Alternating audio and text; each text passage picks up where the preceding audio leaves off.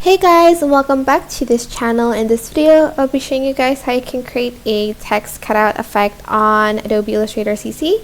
Grab your text tool and I'm just going to type in the letter R and O. Oops, and for the R, I want it to have this kind of like tail. I don't know what it's called.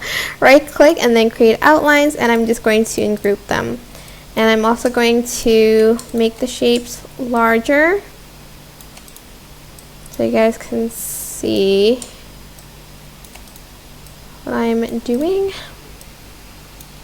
I'm also going to make the O not slanted, maybe like this.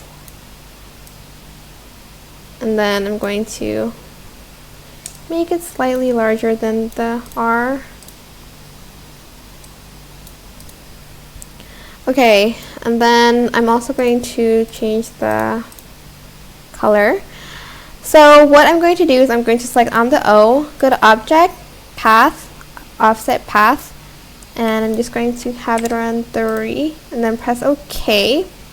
Then you're going to select all of the objects, select the Shape Builder tool, and select Alt on your keyboard, and delete these bits.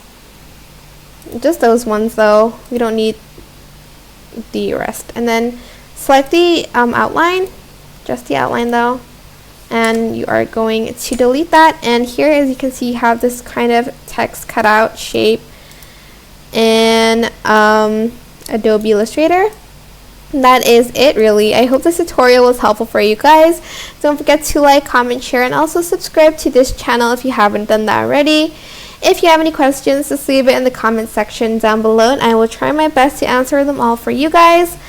If you found this video helpful, please click the thanks button above the description box down below. Thank you so much for watching. Bye!